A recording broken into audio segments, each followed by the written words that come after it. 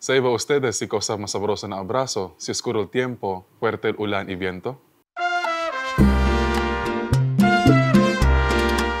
El carne vaca sakita con este, na grande pedazo.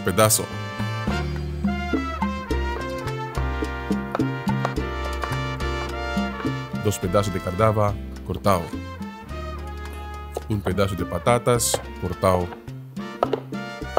Un pedazo de camote, cortado. Un pedazo de cebollón blanco, sajao. 4 dientes de ajos. Acabar, ponen kita con este na un olla. Aumenta kita gordura salao, cebollón blanco y ajos con este. Después, basa kita agua con este hasta llenar el olla. Ya, kusya kita.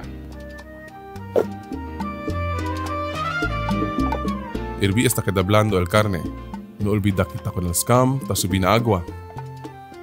Si cerca de el carne, puede kita aumentar con el patatas y camote.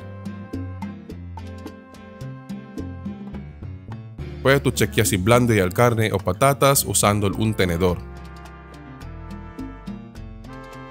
Si blando el patatas, puede kita aumentar con el cardava y repollo.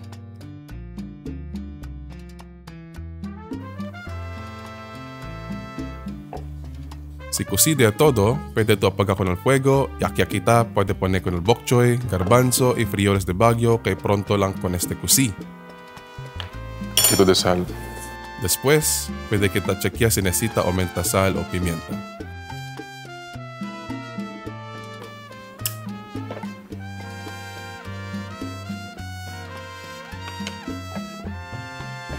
Ya, plating nga kita.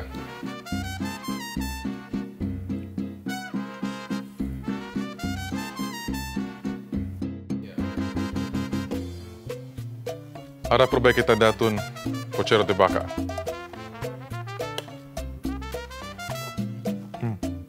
Sakto ulan-ulan, no?